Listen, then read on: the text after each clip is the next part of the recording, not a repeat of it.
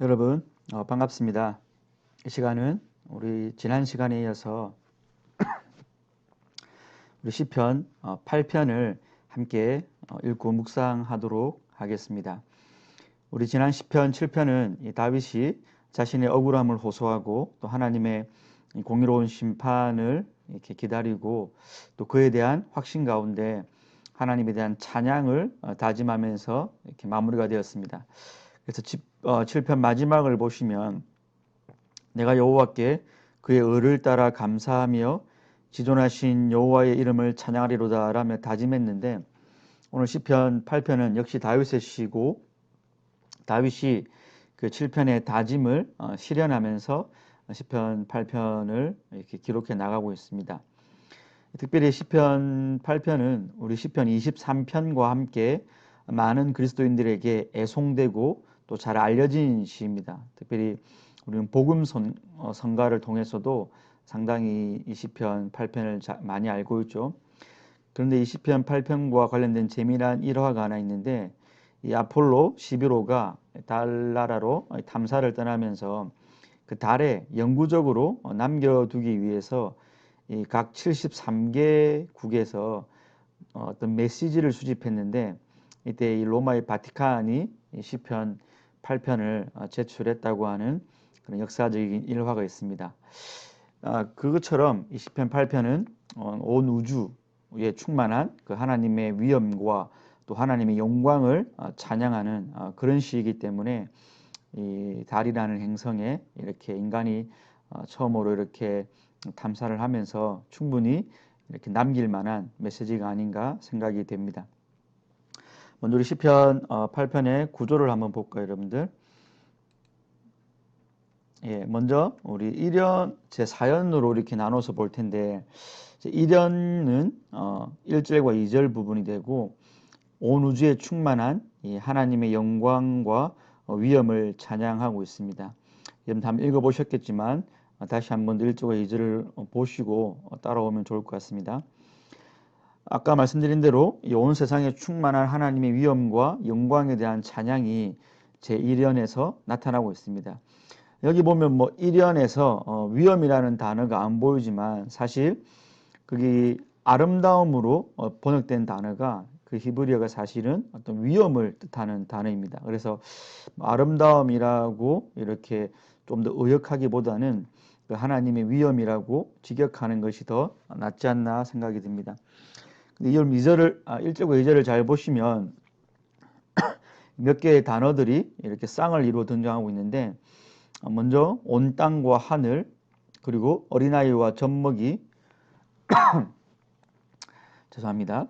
그리고 위엄과 영광, 본능이라는 하나님의 그런 어떤 위대하심에 대한 그런 단어들이 등장하고 있고, 또 신기하게도 이 하나님을 찬양하는 찬양시에서 대적, 원수, 이 보복자라는 뭔가 분위기에 맞지 않는 단어들도 등장하고 있습니다.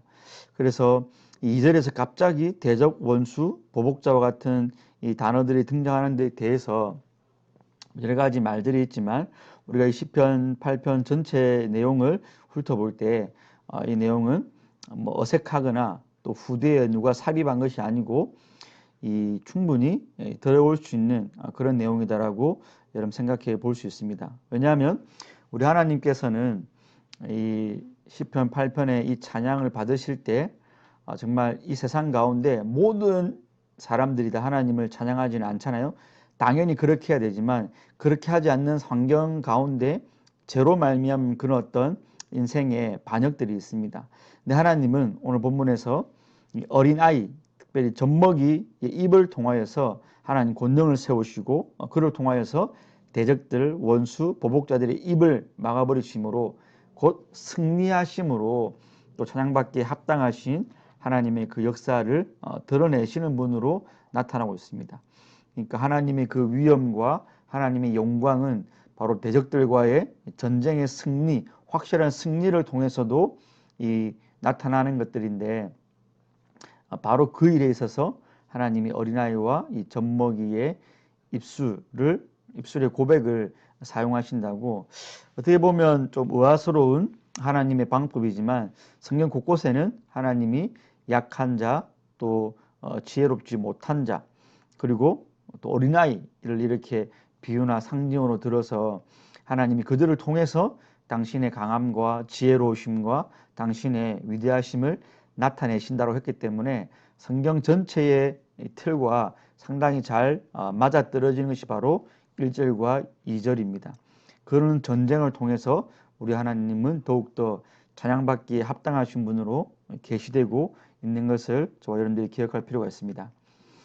그 다음에 제2연에서는 이제 그런 하나님의 위엄과 영광을 찬양했던 시인이 그 하나님의 영광과 위엄을 생각해 볼 때 그 하나님이 만드신 그 우주, 그리고 하늘의 별, 달, 이런 천체를 바라보면서 그런 하나님의 영광과 위엄과 비교해서 또 이 자연 계시를 통해 나타나는 하나님의 신성 능력과 비교해서 인간이라는 존재가 얼마나 이 하찮은 존재인가에 대해서 3절과 4절을 통해서 다윗은 또 이렇게 고백하고 있습니다. 4절에서 사람이 무엇이기에 주께서 그를 생각하시며 인자가 무엇이기에 주께서 그를 돌아보시나이까 라고 하여 우주를 창조하신 이 하나님을 바로 알게 될 때, 그러니까 자연 계시 속에서 혹은 특별 계시 속에서 하나님의 하나님 되심을 이렇게 경험한 자는 그 하나님을 아는 지식으로 말미암아 인생을 아는 그런 지식까지 동일하게 얻게 됩니다. 그러니까 칼빈이 말했던 것처럼 하나님을 알아야 인간을 바르게 알 수 있고 인생을 알아야 또 하나님을 바르게 알 수 있는 거죠. 물론 하나님을 아는 것이 우선돼야 되겠지만 말입니다. 그래서 이렇게 하나님을 제대로 만난 사람은 인생이 얼마나 유한하고 일시적인 존재이고 또 미약한 존재인가를 쉬이 깨닫게 되고 그로 말미암아 이 하나님을 더 이렇게 깨달을 수밖에 없습니다. 근데 여러분 여기서 우리가 이 이연에서 보면 이 시인이 사람 그리고 인자라는 이런 표현을 쓰고 있잖아요, 여러분. 여러분 성경을 보시면 그러면서 이제 인생의 어떤 유한함, 인생의 미약함, 하찮음을 말을 하는데 이게 똑같은 사람이지만 히브리 원어에서는 단어가 좀 다릅니다. 그래서 여러분 그 첫 번째 상반절에 나타나는 그 사람이라고 번역된 이 시편 8편의 부분은 그때 사용된 히브리 이 단어는 에노시라는 단어입니다, 여러분. 사람이 무엇이기에 이렇게 할 때 에노시라는 단어가 사용되었고 그 다음에 중반절에 인자가 무엇이기에 사실 뭐 한자만 다른 거지 똑같은 의미거든요. 사람인데 헬러가 다르게 사용되었습니다. 근데 여기 에노시라는 단어는 여러분 특별히 다윗이 똑같은 사람으로 번역되는 이 단어를 사용하면서 다른 히브리어를 사용했던 이유는 각각의 단어가 의미하는 바가 좀 다르기 때문입니다. 그래서 에노시라는 단어는 약하다, 병들다라는 히브리어 아나쉬에서 유래한 단어입니다. 그러니까 어떤 인생의 연약함, 또 인생의 무기력함을 이렇게 보여주는 그런 사람의 어떤 그런 특성을 보여주는 거라면 이게 아담이라는 단어는 잘 아시죠? 고유명사로는 첫 번째 지음받은 그 아담, 그러니까 하와할 때 그 고유명사로서의 이름으로서의 아담이고 또 이게 원래는 일반 명사로서 또 사람 전체를 의미하는 단어이기도 합니다. 그러니까 이 사람의 아들, 인자할 때는 사람의 아들이잖아요. 그래서 여기서는 아담의 후손들이란 말할 때는 특별히 에노시와 다른 아담이라는 단어를 썼을 때는 죄로 타락한 인생, 또 죄로 물든 인생, 그런 또 아담의 후손으로서의 인생의 어떤 특질을 말할 때 지금 다윗이 구분해서 똑같은 사람으로 번역되어 있지만 에노시와 아담이라는 단어를 쓰고 있습니다. 그러니까 하나님을 제대로 만난 인생은 바로 인생의 그런 에노시적인 사람의 특성, 연약함, 병듦을 알 수 있고 또 아담의 후손, 그러니까 아담 안에서 타락하고 아담 안에서 선악과를 따먹은 그 본성을, 죄의 본성을 가지고 있는 그런 자들을 하나님이 얼마나 생각하시고 하나님이 어떻게 돌아보셨는가를 이제 고백하고 있는 거죠. 그러니까 어떻게 보면 인간의 하찮음과 함께 그 하찮은 인생들에 대한 우리 하나님의 긍휼하심과 하나님의 자비하심, 하나님의 돌보심에 대한 이런 감격이 또 나타나고 있는 것입니다. 그래서 루트 같은 경우는 누가 놀라지 않겠는가? 이런 하나님의 일은 믿음을 통하지 않고는 이해할 수 없다라고 하면서 이런 하찮은 인생에게 행하신 우주를 창조하시고 우주와 관여하시는 우주의 모든 것이 다 하나님의 피조물인데 그 하나님이 이 하찮은 정말 인생을 돌아보시는 게 얼마나 놀라운 일인가. 근데 이건 믿음으로만 가능하다라고 하면서 정말 믿음을 통한 하나님과 인생의 본질을 보게 되는 그런 일들을 루트가 고백하였습니다. 그 다음에 여러분 제 3년을 보시면 3년과 4년은 뭐 연결되는데 이제 그런 하찮은 인생들을 하나님이 얼마만큼 존귀하게 여기셨는가. 사실은 어떤 한 인생이 얼마만큼 무가치하고 무익한 존재인가를 알 때 그런 존재에게 베푸는 호의는 상당히 그 사람을 존귀하게 만들어 주는 거죠. 가치가 없고 그런 어떤 호의를 받을 만한 자가 아닌데 누군가 그 사람에게 호의를 베풀었을 때 그 호의를 받은 자가 호의를 베푼 자에게 있어서 얼마나 또 귀한 존재인가를 어찌 보면 역으로 보여주는 거잖아요. 마찬가지로 우리는 그 앞에서 에노시적인 인간이었고 아담 같은 인간이었는데 하나님이 그런 존재를 어떻게 하였습니까? 하나님보다 조금 못하게, 어쩌면 좀 과장법이죠. 과장법을 써가지고 마치 거의 하나님 그 다음 되는 존재로 하나님이 인생을 그렇게 격상시켜 주셨다. 사실 뭐 이건 참말이죠. 하나님이 인생을 만드실 때 하나님이 온 피조 만물을 통치하고 다스리는 그런 하나님 다음가는 그 부왕으로 이렇게 만드셨잖아요. 그런 의미에서 인간의 존귀함, 물론 인간이 타락함으로 그 스스로 버렸지만 그러나 하나님의 형상으로 지원받은 인간이 가진 그런 고귀함은 타락했을지라도 분명히 남아있거든요. 그래서 하나님이 인간을 하나님보다 조금 못하게 하셨다. 사실 이거는 큰 과장법이지만 그만큼 인생이 피조물들과의 대조 속에서 볼 때 얼마나 대단한 존재인가를 보여주는 거고, 물론 성도, 구원받은 성도 입장에서는 이 말은 훨씬 더 우리에게 더 많이 와닿는 거죠. 그 다음에 영화와 종기로 간을 씌웠다고 했죠, 여러분. 구약에서 영화와 종기 이런 단어들은 왕에게 이렇게 수식되는 말들입니다. 그리고 관을 씌웠다는 말도 왕관을 의미하는 거거든요.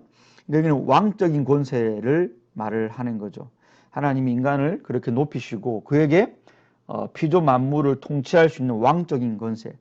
그래서 7절과 8절에 이어서 나오는 부분을 보면 그 땅에 하나님이 창조하신 피조물들을 인간이 통치하고 다스리고 또 이렇게 관리할 수 있는 그런 왕적인 권세. 사실 그거는 하나님이 하셔야 되는 일인데 하나님이 인간을 아까 제가 말씀드린 대로 부왕, 하나님 다음과는 위임받은 왕으로 만드시고 이 하나님이 창조하신 피조세계를 다스릴 수 있는 그런 권세를 주신 것입니다. 바로 거기에 사람의 존귀함이 나타나고 있는 거죠. 이것을 생각할 때 시인은 다시 한 번 더 9절에서 여러분 여호와 우리 주여 주의 이름이 온 땅에 어찌 그리 아름다운지요 라고 하면서 1절에 시작했던 것처럼 찬양으로 시작하고 찬양으로 오늘 시편 8편을 닫고 있는 것입니다. 그래서 이런 시편 8편을 저와 여러분들이 먼저 1차적으로 해석할 때는 물론 이 당시 이제 다윗 썼을 때에 그 당시 시대적 상황과 다윗이 어떤 그런 감동받은 그 어떤 1차적 이스라엘 백성들에게 주셨던 그런 적용점을 가지고 볼 때는 먼저 여러분들에게도 마찬가지입니다. 다윗이 오늘 3절에서 보면 주의 손가락으로 만드신 주의 하늘과 주께서 두신 달과 별들을 내가 보고, 그러니까 자연 계시를 통해서 다윗이 어떻게 했습니까? 하나님의 위엄과 영광을 목도하고 그에 따라서 당연하게 당위적으로 나온 것이 바로 하나님에 대한 찬양이었거든요. 그리고 자기를 아는 지식이었거든요. 그러니까 이걸 적용할 때 오늘 저와 여러분들에게 삶을 살아가면서 우리가 살아가는 여러 가지 또 하나님이 만드신 이 극장이잖아요. 하나님이 세팅해 놓으신 이 현장에서 저와 여러분들은 이 다윗이 목격했던 그 하나님의 영광과 위엄을 어떻게 우리가 경험하고 있는가 한번 돌아볼 필요가 있습니다. 그런 경험이 있는가? 그런 대상이 있는가? 그런 사건들이 저와 여러분들의 신앙의 이 생활 가운데 한 번이라도 있는가? 혹은 얼마만큼 자주 있는가를 우리가 한번 돌이켜 볼 필요가 있습니다. 이게 없으면 하나님에 대해서 사람 마음이 멀어지고 하나님을 경외할 수도 없고 하나님을 친밀하게 대할 수도 없고, 왜? 자기 삶에서 살아계신 하나님을 만나고 그분과 접촉하고 그분과 교제하는 어떤 수단이나 건덕지가 없이는 당연히 그 하나님에 대한 반응이 나올 수가 없지 않습니까, 여러분? 근데 다윗은 자연 계시를 보면서 하나님의 위엄, 영광에 압도당하고 그로 말미암아 하나님에 대한 찬양이 절로 나오는 그런 경험을 했던 것입니다. 오늘 저와 여러분들에게 이런 하나님의 위엄, 영광, 사랑, 자비 어떤 거라도 좋습니다. 그 하나님의 성품에 우리가 맞닿아 있는 그분을 체험하는 그런 어떤 역사들이 있는지 한번 돌아볼 필요가 있습니다. 그게 없으면 아무래도 신앙생활에 재미가 없고 냉랭하고 또 이렇게 무뎌지겠죠. 그리고 눈에 보이고 잡히는 이런 세상적인 것들에 훨씬 더 우리가 마음을 빼앗기가 쉽죠. 그럴 수밖에 없습니다, 여러분. 신앙생활이 즐겁지 않고 신앙생활에 이렇게 우리가 뭔가 좀 이렇게 마음이 가지 않는다는 것은 그 살아계신 하나님과 직접적이고 인격적인, 직접적이라는 말은 좀 이상하지만 어쨌든 성경이나 예배나 기도나 뭐 이렇게 여러 가지 수단들을 통해서 내가 하나님과 이렇게 접촉점이 있어야 되는데 그게 없다면 우리는 당연히 마음을 딴 게 빼앗기기가 너무 쉬운 거죠. 그 다음에 둘째로는 오늘 2절에 하나님이 전쟁에 승리하시는 분이잖아요, 여러분. 갑자기 찬양 속에 대적이 나왔지만 하나님은 그 대적을 이기시는 분입니다. 그래서 더 이 우주 만물의 하나님의 영광과 위엄은 더 드러나는데 어떻게 이겼습니까, 여러분? 바로 어린아이와 젖먹이의 입술에 고백을 통해서 하나님이 대적을 이겼잖아요. 이런 부분을 볼 때 이게 하나님의 전쟁의 원리거든요, 여러분. 그러니까 약한 자, 어리석은 자들을 하나님이 들으셔서 강하고 지혜 있는 자들을 하나님이 없이 해버리시는 것, 그들의 가치를 파괴시켜버리는 것, 이게 하나님의 방법입니다. 그래서 우리가 고린도전서 1장에도 보면 하나님의 지혜를 말할 때 바로 하나님이 무식한 자, 약한 자를 들어서 선비들, 뭐 변사들, 이런 자들을 다 하나님이 그들의 지혜를 파괴시켜버리고 또 약한 자, 또 그 당시에 볼품 없는 자들, 그 시대 상황 속에서 지위가 낮은 자들을 하나님이 들어 쓰심으로 그 당시에 강하고 고귀한 자들을 하나님이 없이 해버리시는 그런 역사가 분명히 있거든요. 그 하나님 일하심입니다. 그럼 오늘 저와 여러분들에게 바로 그런 하나님을 대한 경험이 있는지, 여러분들 또 삶은 과연 어떤 자로 존재하는지도 우리가 한번 돌아볼 필요가 있습니다.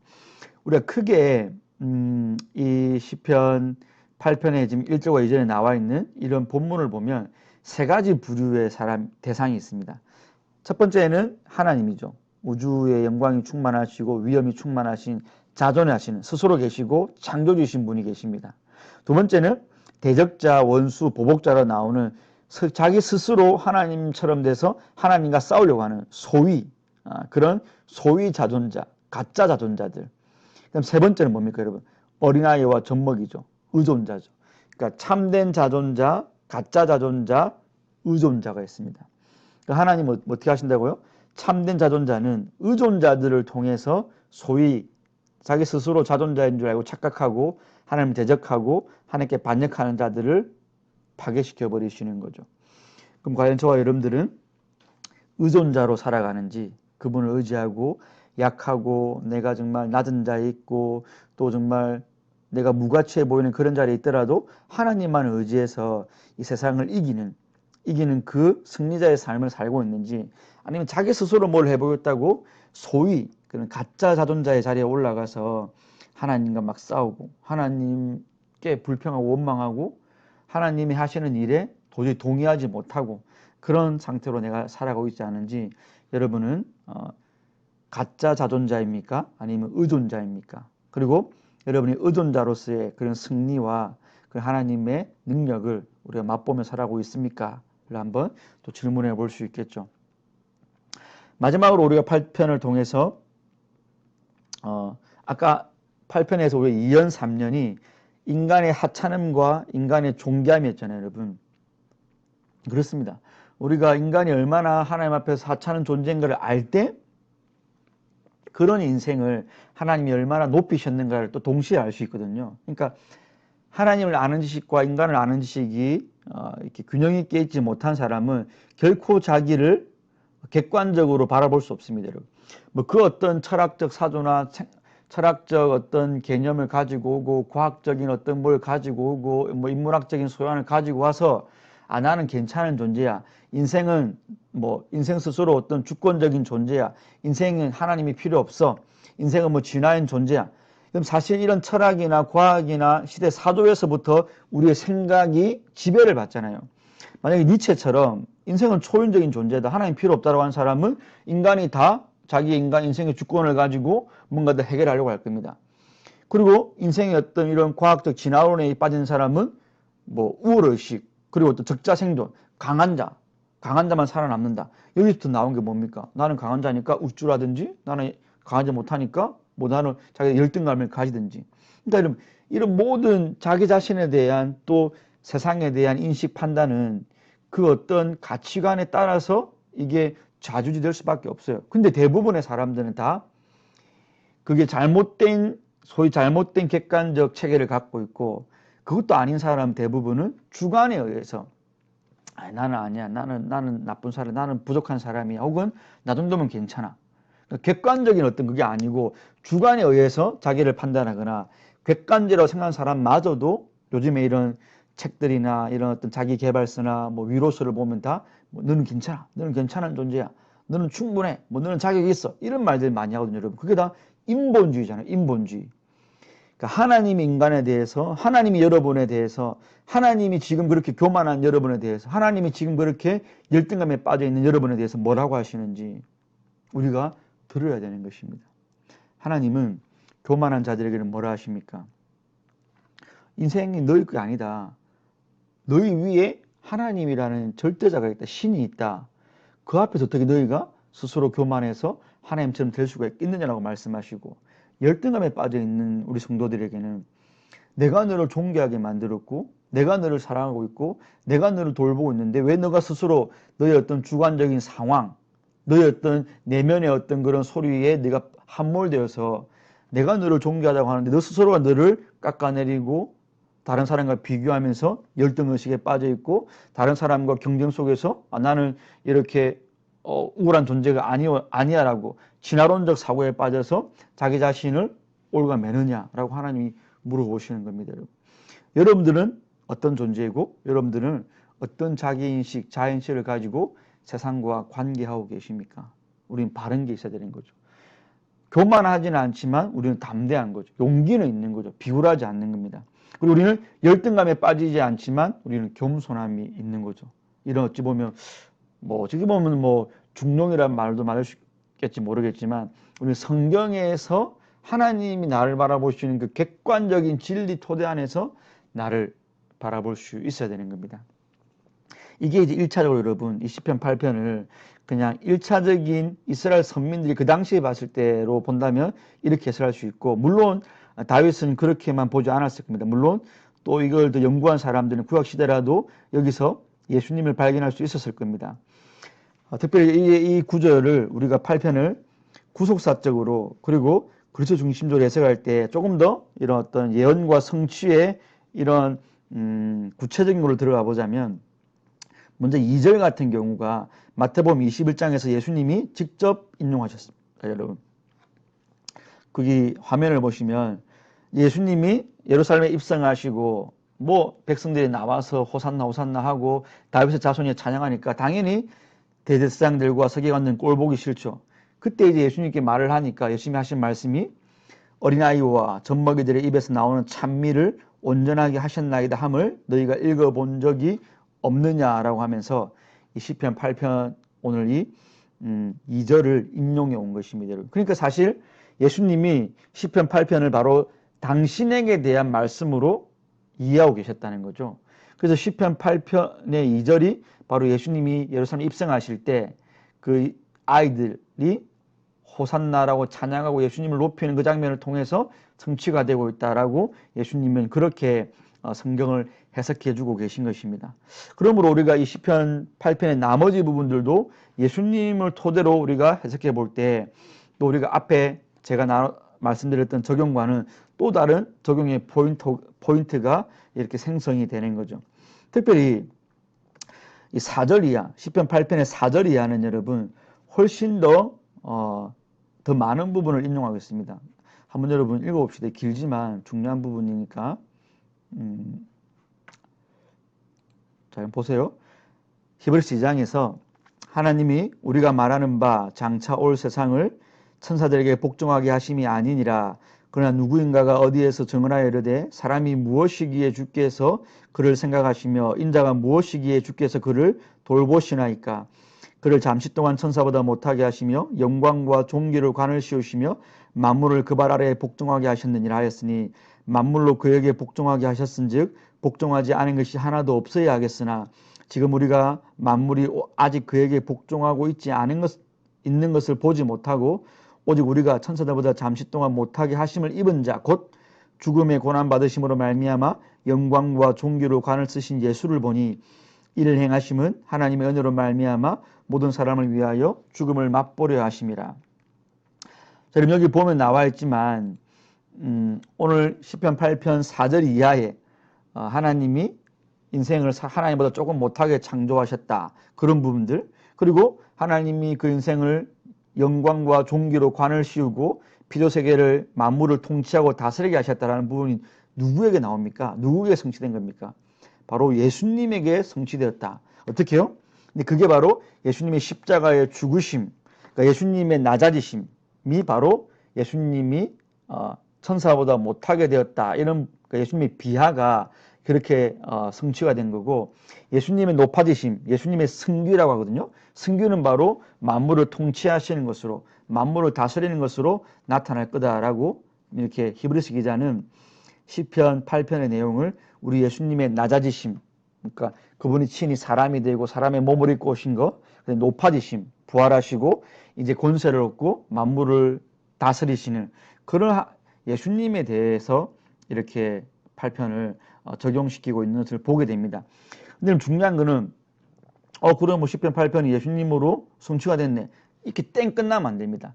항상 예언과 성취라는 것은 우리 신약의 교회에게 말씀을 주는 거예요. 그래서 이 밑에 보세요. 그러므로 앞에 이제 말을 했죠. 예수님이 예수님이 낮아지고 이렇게 또 부활하셔서 영광과 존귀를 관을 씌고 이런 일들을 하실 건데 그게 그러므로 만물이 그를 위하고 또한 그로 말미암으니 이거 하나님이시거든요. 하나님이 많은 아들들을 이끌어 영광에 들어가게 하시는 일에 누굽니까? 교회를 말하는 거죠. 하나님이 교회를 영광에 들어가게 하시는 일에 그들의 구원의 장치자 누굽니까? 예수님을 고난을 통하여 온전하게 하심이 합당하다는 거죠. 그러니까 예수님이 고난 받으신 거 누구 때문이라고요? 시편 8편의 그 예수님의 낮아지심, 그리고 그 예수님이 그렇게 영화로우신 분이신데 그분이 그렇게 죽음의 고난을 받으신 이유가 누구 때문이라고요? 바로 많은 아들들을 이끌어 영광에 들어가게 하기 위해서라는 거죠. 바로 교회라는 존재들을 하나님이 구원으로 이끄시기 위해서 예수님에게 그런 고난을 허락하셨다라는 것입니다. 그러니까 시편 8편은 예수님에 대한 예언이 분명히 다분하고 그렇게 구속사적으로 그리스도 중심적으로 풀 수 있고 거기 단순하게 예수님에 대한 예언의 끝이네 그게 아니고 바로 그거를 통해서 우리를 구원하시기 위한 하나님의 역사가 또 시편 8편에서도 우리 캐치를 해야 될 수 있다는 거죠. 단순하게 여러분 앞에 제가 1차로 적용했던 것들, 그러니까 하나님의 영광을 목도하는가, 내 삶의 경험이 있는가, 두 번째로 정말 내가 내 삶 속에서 객관적인 진리로 나를 바라보고 있는가, 세 번째로 뭐였죠 여러분? 내가 그 예수님 앞에서 얼마나 존귀한 자인가를 내가 얼마나 체험하고 있는가. 두 번째가 이제 약함으로 이기시는 하나님이셨죠. 그래서 이 세 가지가 결국은 누구 안에서 성취가 된다고요? 예수님을 통해서. 이게 중요합니다. 그러니까 바로 이렇게 1차적인 적용으로 가면 안 된다는 게 바로 우리 시편 읽기에 어찌 보면 좀 주안점입니다, 여러분. 그냥 시편 8편을 읽고 하나님이 나를 존귀하게 여기네. 인간이 그런 존재네. 하찮은데 존귀하네. 내가 하나님을 맛봐야 되겠네. 이렇게 바로 가면 안 되고 그걸 가능하게 하는 중보자가 있습니다, 여러분. 누구라고요? 예수 그리스도. 예수님을 통해서만 우리는 하나님의 영광과 위엄을 알 수 있고 예수님을 통해서 우리는 약할 때 강함을 맛볼 수 있는 예수님의 사역 자체가 십자가 자체가 뭡니까 여러분? 약함으로 강함을 드러내는 거잖아요. 죽으심으로 이기는 거잖아요. 이것 자체가 바로 예수님의 사역의 어떤 그런 방법, 원리잖아요. 그 다음에 우리가 예수님 안에서만 나를 객관적으로 볼 수 있습니다. 여전히 죄인이고 정말 한편으로 하찮고 죄성 많은 존재지만 예수님 안에서 또 우리는 뭡니까? 구원받은 성도로 존재하는 것. 그러니까 자기에 대한 그런 인식이 딱 견고하게 정확하게 확립될 수 있는 거죠. 그래서 여러분들 10편 8편 더 읽으시고 오늘 들은 이 강의 내용을 가지고 여러분들에게 또 하나님이 주시는 8편을 통한 은혜가 충만하기를 주님의 이름으로 축원드립니다. 다음 시간에 또 뵙도록 하겠습니다.